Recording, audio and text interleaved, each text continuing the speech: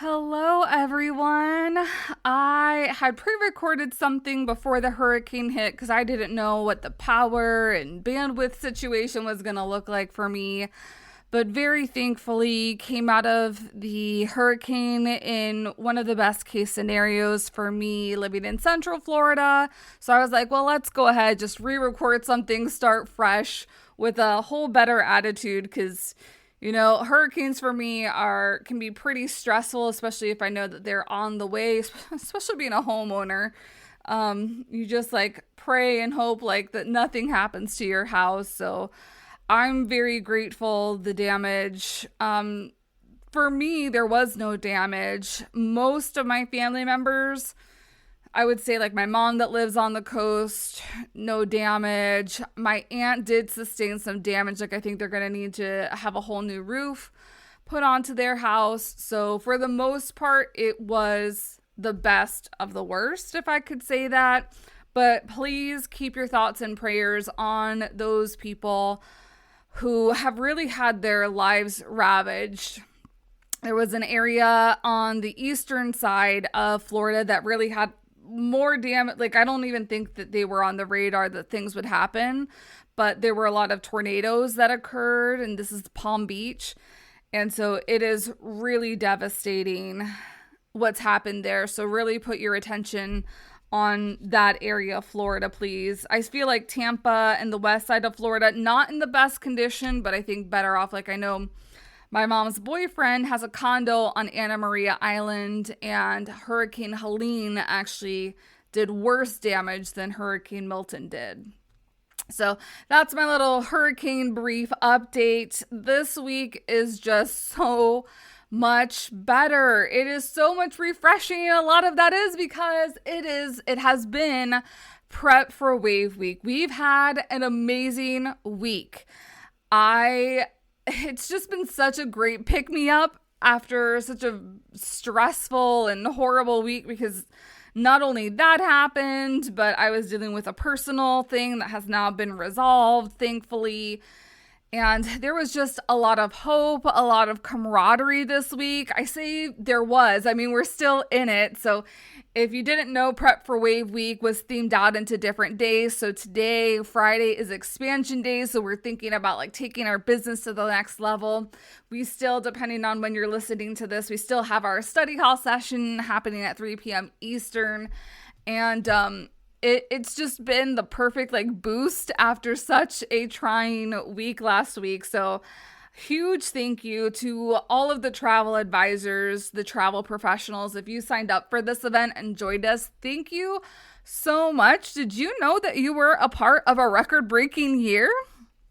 So my initial goal for Prep for Wave Week was to increase the amount of registrations that we did last year. So that was 241%. And we beat that goal. And then I made a little bit of a new goal and we beat that goal, which is amazing. So as I am currently looking at numbers, let me see. I'm just looking at we are sitting at 731 amazing travel pros that have registered for Prep for Wave Week. My initial goal was 608, and we have very much surpassed that. I am just super duper excited. So if you've shared this event with a colleague, if you share this with a business bestie, whoever it may be, huge thank you to you for sharing this event and making sure that we get some more quality education out in the industry. I am just incredibly grateful. And again, like I am sitting on cloud 9 right now, and that is very much due to all of you. I cannot wait to see what you think. There's a survey that's out. So if you have finished watching everything, please fill out that survey for me, because I would love to get your feedback on the event. I know a lot of people were sending their pre-event survey, feeling very discouraged, stuck, overwhelmed was a lot of the common thoughts. So I'm hoping that we're in a little bit better spirits by the end of this week. And I love getting any sorts of feedback. You all have been sending amazing love notes for our speakers, and I've been sharing those off anonymously to our speakers so they can get a little bit of a a boost reading your own feedback from their sessions too. So I just feel like this week has been a really great love fest, a tribute to the industry. I do want to keep the love fest going on. So somebody had mentioned to me, and this was like a thought that I had last year in regards to plan your year session. So I know last week I had talked a little bit about the ins and out of what plan your year workshop is, and you do get two-hour sessions. So you get 4 hours. We're actually working. It's not an educational session. You are working during this time together. And we do a lot of brainstorming to figure out the ins and the outs of each other's businesses. But something that happened last year is one of the attendees on her own went in and scheduled a day by herself to implement the marketing plan that she created from Plan Your Year workshop. And I was like, I should probably schedule time for you to be able to do that.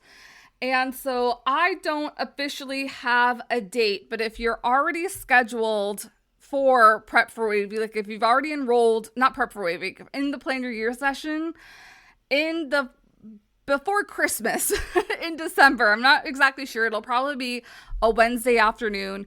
We're going to do like an implementation hour, maybe 2 hours. I haven't exactly decided yet. It's going to be a bonus for you. So if you haven't joined the Plan Your Year session, if you haven't signed up for it yet, I'm going to give you a special treat in time for Halloween. So if you enroll in the Plan Your Year workshop by the end of Halloween, midnight Eastern on October 31st, 2024, I will give you that bonus implementation day, just absolutely free, just for having signed up for the Plan Your Year workshop. So I don't have full details, but I at least wanted to put it out there for you that's what I am doing. And so more details to come. If you enroll after Halloween, there will be a small charge for that, but I did want to give a little extra bonus for anybody who's a fast action taker and wanted to join us in that implementation day. So that really is all the updates for me. Again, thank you so much for being here. Now we are going to get onto a replay from my last year's Prep for Wave Week session. And that is all about setting up your sales funnel. So without further ado, let's get into that one. But this session really is about setting up your sales funnel. And I know we talk a lot about your marketing funnel, but we don't really necessarily talk about the sales portion of your business. And I really wanted to focus in and hone in on that, because when we're talking about wave season, you need to have that sales funnel really buttoned up, especially with the influx of business. Now, I don't know what your business is going to look like, but I know a lot of travel advisors, they are swamped during quarter 1 of the first year. And so to make it a little bit more manageable is why I've been hosting this week all along. And so we're going to dive more into setting up that sales funnel. But first, if you are new around here, I just actually celebrated my 13th business birthday for the travel agency this month. And so I have seen a lot of the ins and outs of the industry back in, I'd say late 2020, but definitely in March of 2021. I decided I wanted to also do some mentorship and education with the industry. And that started with the Strategic Travel Entrepreneur podcast. So many of you know me from that side of things and just have been enveloped in my world. This is actually the third Prep for Wave Week. So this, I would say Prep for Wave Week is like the second big business baby that I had, with the first one being the Strategic Travel Entrepreneur podcast coming out. And so I've helped and mentored different people within the industry and outside of the industry with their marketing efforts through strategy and consultations. So at the end of this, I don't want this to be a surprise or anything. There is going to be an invitation to work with me a little bit later on. But first, let's get to the goods of everything. Now, really what I would love to say is that everything should lead to sales within your business. Everything does not lead to sales in your business, nor should it either. So that's why you see on this slide, it says nearly everything should lead to sales. You are in business, not to like have this fun, like side hobby. This is not a hobby. You have invested time, you've invested money, you've gotten licenses, you've probably worked with lawyers to draft up agreements. Like this is a business, and a business needs sales. And so how do you get those sales within the funnel? So I like to like peel back a little bit before we dive into. So here talking about the purpose of sales, number one, support your income. Again, you are in business to generate some sort of revenue. Whatever your goals might be, that is all individual. I'm not going to be one of those people that's going to say, like, you need to earn 6 figures, 7 figures. That is not the lifestyle that a lot of people want, but there are a lot of people that do want that. So what really fits in and supports your income? Your sales also need to sustain your business. Going back to, you can't be in business if you're not getting any sales for your business. The sales also in your business help you plan for growth and impact. So if you want to do more, bigger, better within your business, or if you're gonna learn this a little bit tomorrow in Sarah Young's presentation about building wealth. If you want to use your business as a tool to build wealth within your personal life, you need to have sales in order to support that growth and impact. And then last but not least, and I think maybe we might overlook this a little bit, is that you need to be able, or your business allows you to empower other people through your zone of genius. Whatever it is, your expertise, whatever niche it is, whoever it is you serve, and you have specific skill sets that you can utilize that a lot of other people don't have. Like if I were to talk to a group of different people that I know within the industry, I know somebody works with empty nesters. I know somebody that works with autistic families. Somebody else works with people who want to go to biblical areas around the world. Some people just want sun and fun. Those are 4 very different and specific areas and very different types of people that you're going to be working with. But because you serve them, you know how to kind of bridge the gap between what they want and what is possible. And that is your zone of genius. And people want that. A lot of people don't have that. And so part of sales is also this service and providing this service to other people that they're not able to achieve on their own. I know sales kind of gets muddled up sometimes with marketing, so I wanted to touch on really what the differences were. So marketing is really to get you visible. People have to know you in order to do business with you. They have to know that you exist. They have to know what services you offer. And that's what marketing does. It makes you visible. It gets eyeballs on your business. It gets eyeballs on you so that they know, oh, I either have this problem and I don't know where to go, but now I do, or oh my gosh, I didn't know that that I had a problem for this, and I should be going to this person when I'm ready to solve that. Sales is taking that to the next level. So now that they know you, they're like, okay, how do I work with you? Because you are exactly the type of person that I see working with this, and I know that's best fit for it. So it's really taking that awareness into a more serious and more deeper level, which is getting them to hand over cash to you, pretty much. Not physically most of the time, especially within the travel business, but it is sealing the deal, and that's through a signed contract, signed agreement, and they've paid your invoice. So again, marketing goes into where you are finding people to work with, or potential people to work with, or even potential people that can refer you to other people who might need your services. It gets people to find you. So you can find people both in person, or you can find people virtually. So I've been talking to somebody about this, where who is your niche? Like, what kinds of events are specific to your niche? Like, if you have golfers, what types of events are golfers going to be going to? What types of events are business coaches going to be going to? Like, it's all very different. I remember there was a post in one of the Facebook groups recently that had mentioned something about, I I'm going to do a 5-minute pitch in front of a group of people. Why should I tell them to use a travel advisor? And I commented, I'm like, well, the answer is going to vary very differently if this is a group of moms, if this is a group of financial advisors, or if this is a group of business owners, because there's like 3 different strategies on how you can position yourself for those types of groups. So that's why I say, like, you really need to get to know who it is you're working with, because that is going to make things so much easier when you're trying to figure out where they're hanging out at, both in person and virtually.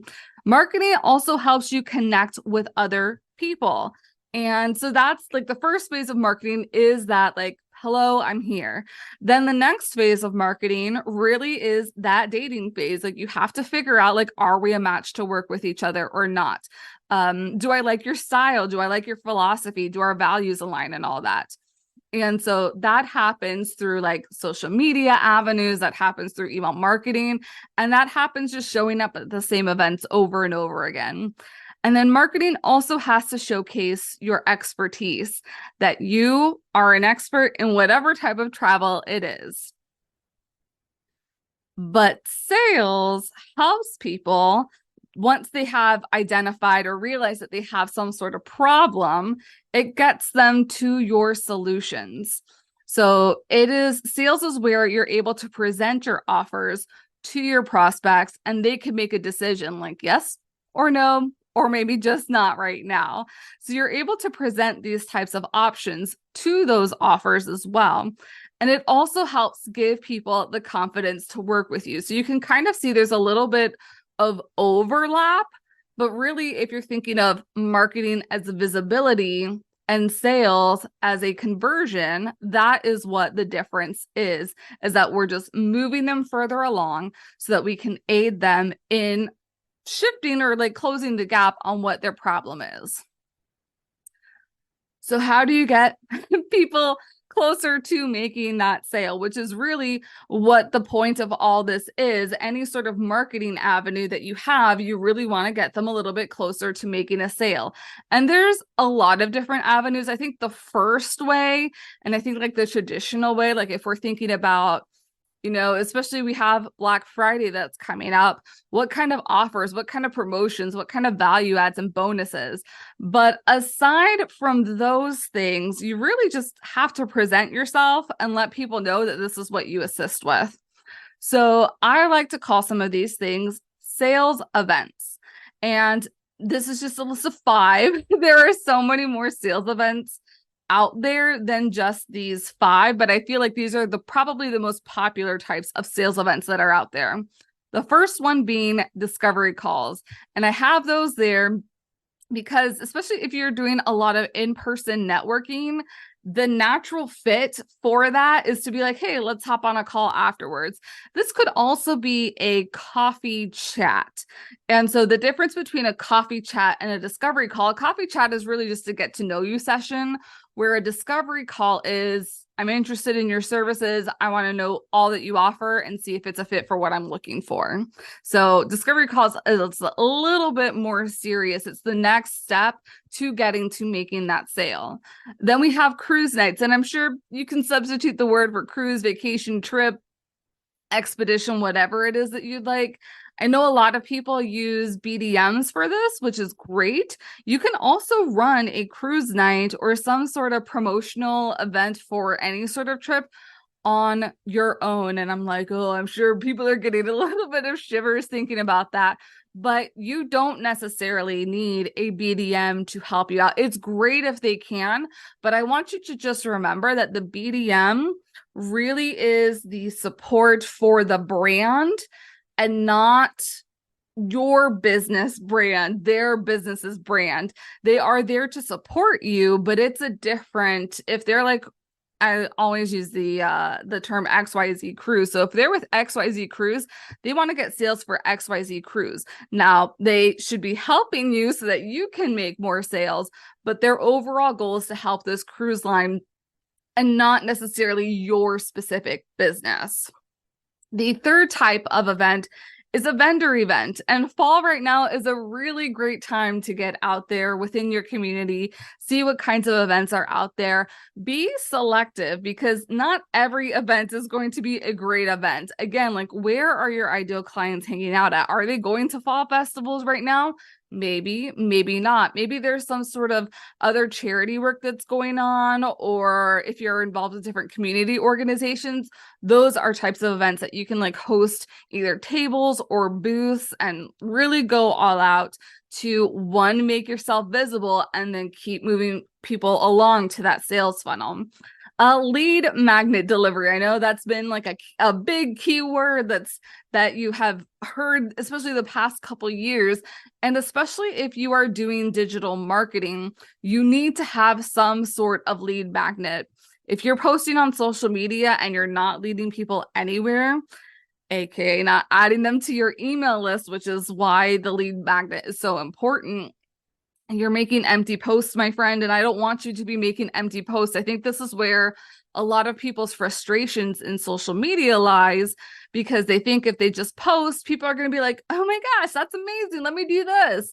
That's not the way that social media strategy really works. You have to lead people down the funnel. It's not that you're posting like, oh my gosh, look at these amazing elephants that I found on an African safari. What's the point of that post? Are you trying to get a follower? Are you trying to get a share? Are you trying to get a like? Are you trying to give away a free guide that will get people on your email list? Because people are more likely to convert on an email list platform than on social media. So that is another what I would call a sales event. And last but not least, definitely a webinar. And I feel like cruise nights and webinars can be similar because they can be the same thing that you're just hosting a webinar for a cruise night or vice versa. So the difference between like a cruise night and webinar is really a webinar is just done digitally, where a cruise night can also be done in person. You can rent out restaurant space, you can rent out a movie theater or anything like that. And that's definitely where you would want to get a BDM involved so that they can add and contribute to some of those co-op dollars for you. I also say this, and I say this a bunch, you don't need to do all the things. So if you're like, oh my gosh, I have to do all these things no, pick one, pick two, maybe three, but the ones that you feel most confident in, and also the ones that kind of like go within your balance of time. I know there's many of you who are working other full-time jobs or just have other life commitments that you're not able to go networking that often. So think of how some of the digital channels and think of how you can utilize some of the digital channels and really maximize them so that you're getting as much reach as possible. So what are kind of the universal steps through this sales funnel? Now, there's going to be, of course, like nuance within each one of these because they're different from each other. But if we're looking at this overall, I feel like a very good acronym for this that I kind of just made up on the fly while working on these slides is ISPF. So are you using sun protection? One is invitation to learn more. So how are you getting people to or how are you inviting people to join a cruise night, a webinar, to get them to add to your email list through a lead magnet? Two, the S is for sign up. So how are they going to be able to sign up for this? So one, you've already invited them. That's great. So how do you capture them in your world even further? Three, the P is for pitch. You have to do some sort of pitch. They've signed up for this event, the sales event. And so where is your pitch going to be at? And what are you going to be doing for the pitch? And what kinds of tech do you need for that pitch? And then four is the follow-up, because it just doesn't end. You just don't go like, ta-da, look, I did this amazing webinar presentation and you guys came and the end. No, there has to be some sort of call to action during that presentation. There also has to be some sort of follow-up after that presentation. It does not end when the presentation is over. So ISPF, invite, sign up, pitch, and then follow up. So when we're talking about these sales events again, if you're inviting people to a discovery call, that's probably because you've met with them in person. You can go ahead and have them sign up using some sort of calendar link, like let's set up a call together, or just going into your calendar and figuring out dates and times. In that discovery call, there's going to be a couple questions back and forth, but you are in the driver's seat. You have to make sure of that. So at the end of this call, you need to position yourself that you are going to be doing some sort of a pitch, as long as you want to work with them also. Because I know not all discovery calls make you feel warm and fuzzy and excited to work with people. And then, of course, at the end of the call, follow up. Did they say that they're in it right now? Great. Send off some agreements and an invoice. Did they say they needed some time to wait on it? Okay, great. Set up a follow-up call to just check up on that. So you can see it's not going to be the same for a cruise night or a vendor event or for lead magnet delivery.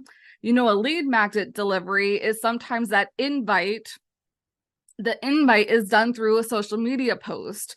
So they're intrigued. They want to know a little bit more. So how can they sign up? You have to give them instructions on how they can sign up for this lead magnet. Within the lead magnet, give them the information that they've asked for. And then also at the end, don't forget to pitch what your services are.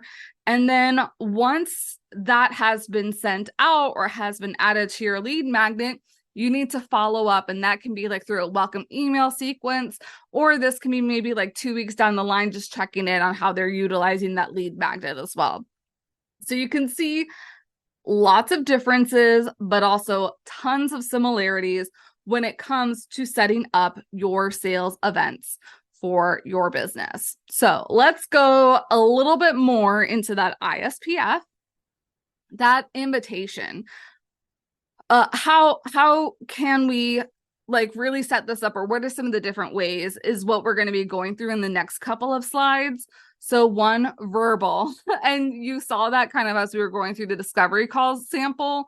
You're not gonna say or be like, yeah, you should get added to my lead magnet or anything like that in person. That just sounds very, very weird. So just say like, hey, can I connect with you via email so that we can set up a call? Or your email system, which is something that you can utilize for a lead magnet, or if you're doing a webinar, or if you're doing a cruise night as well. Social media, maybe you have already signed up to be a vendor event. And so you're promoting that vendor event so people can meet you in person through your social media. Direct mail. This is something that I have done previously. Like if I'm hosting cruise nights, has been to send like postcards out to people to be like, hey, I'm doing this. Would you like to sign up? It's the initial invitation to get them to sign up. So how do you get them to sign up? My favorite form is through Calendly Link, which is a calendar scheduler. Other famous ones that you may have heard of are Acuity and TidyCal. Calendly, I just find super simple to use, and there's a lot of different options and variety. So it's my preferred method. And I have probably like 5 or 6 calendars that it has to look to make appointments in. So it just makes life so much easier if you can have these automated processes like a Calendly. The next step of that process, the automation process, is also an email automation. So if someone has signed up to your webinar or to your cruise night, you want some sort of, and when I say automation, you want emails to be sent out based on certain triggers. So if someone has signed up for your lead magnet, they should be going through an email automation funnel that says, okay, send this email out then, send this email out here, and remind them that the event's happening today. Send this email out so that you're not having to stay on top of all of these emails that are happening. I know that it can like feel overwhelming, like, oh my gosh, there's a lot of steps. But really, like once you get into kind of like the groove of doing all these, it is super, super simple. And then again, you know, when we're thinking about marketing matrix, I think it's also very important to review your MEET, MEET, how you are meeting people. because if you're meeting people digitally, this is what you're going to need to do, but it's also going to make your life so much easier. So I don't want you to feel like overwhelmed with the tech. And that's kind of, I have some help coming along in the future slides. So just bear with me a little bit. Then comes to email automation, your landing page, especially lead magnet, cruise night, webinar, those types of things. You're going to need to send people. So here's a lot where the back-end automations start. Are you hosting a landing page on your website? Is your landing page hosted in your email autoresponder like Flowdesk, Calendly, Constant Contact, MailChimp, ActiveCampaign, ConvertKit?